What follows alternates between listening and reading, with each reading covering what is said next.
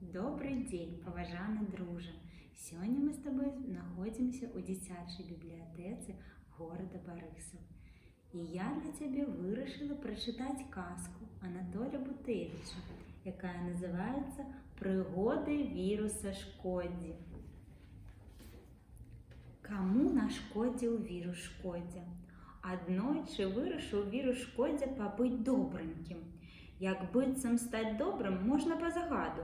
Просто настрой такі з'явіўся ў яго, ці мо надакучыла шкодзіць. Але дзе ты той дабрыні возьмеш, калі ўвесь час толькі штукатурствам ды свавольствам займаўся, з ветлівых людзей пацвельваўся.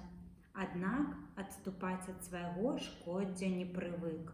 Лазіў, блукаў ён па камп'ютарных лабірынтах, таемна, вядома, і нечакана натрапіў на звесткі, што ў аднаго багаценькага сеціўца шмат грошай захоўваецца на банкаўскім рахунку.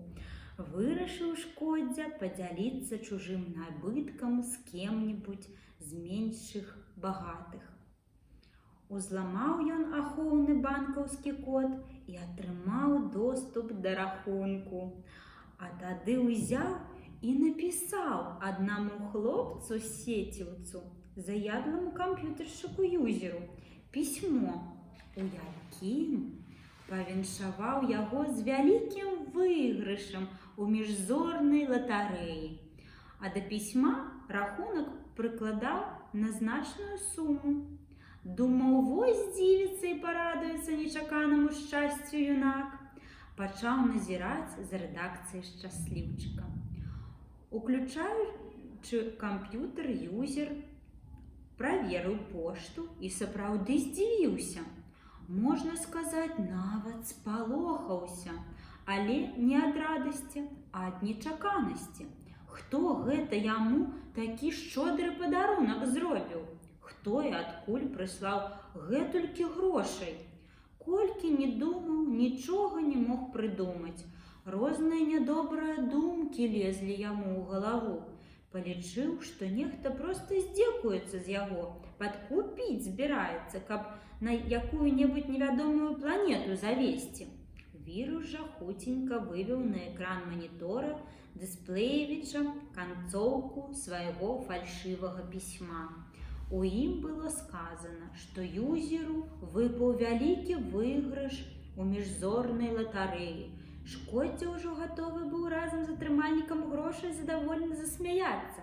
Хлопец ад таго, што грошы вялікія, а вірус, што так удала паспрыяў чалавеку.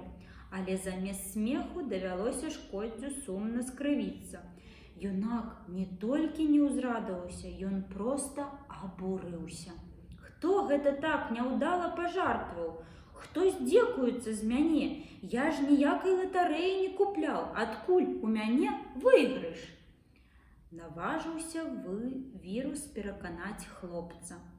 Ужо і пісьмо сваё хлуслівае скляпаў ад імя сябра з іншай планеты. Маўляў, гэта ён купіў юзеру латарэйны білет.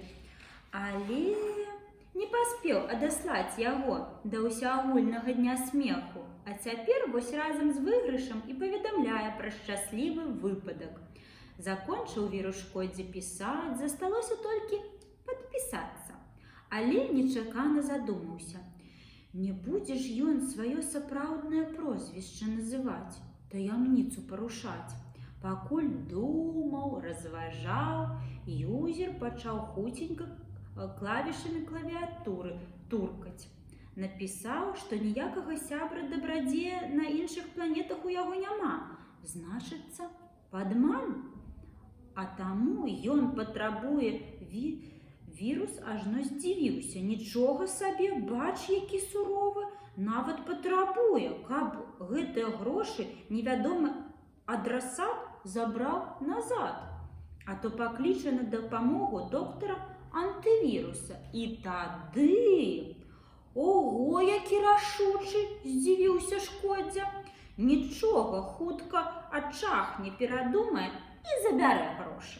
Вірус не мог паверыць, што безграшовы юнак можа так проста адмовіцца ад такой вялікай сумы. Тым часам юзер націснуў на одну кнопку, пасля на другую, пакруціў мышкай, правёў іншыя маніпуляцыі, а з экрана манітора дысплеевіча зніклі чужое паведамленне, а разам з ім паляцелі ў невядомасць і тыя грошы, што мог бы атрымаць юзер. Мог бы, але не хацеў, не пажадаў незаслужана прысвойваць тое, чаго сам не забіраў. Грошы вярнуліся на рахунак ранейшага гаспадара. Падзівіўся вірушкоддзя гэткай юнацкай сумленнасці, ды ў шлях дарогу міжзорную выправіўся на сваю планету Вірусанія. Мог аб новы спосаб падману знайсці. Толькі ты будь дасведчаным і абачлівым, мой юны сябар. Ніколі не забаўляйся з невядомымі пасланнямі, якія прыходзяць на твой камп'ютер. Дзякуй, мой юны дружа.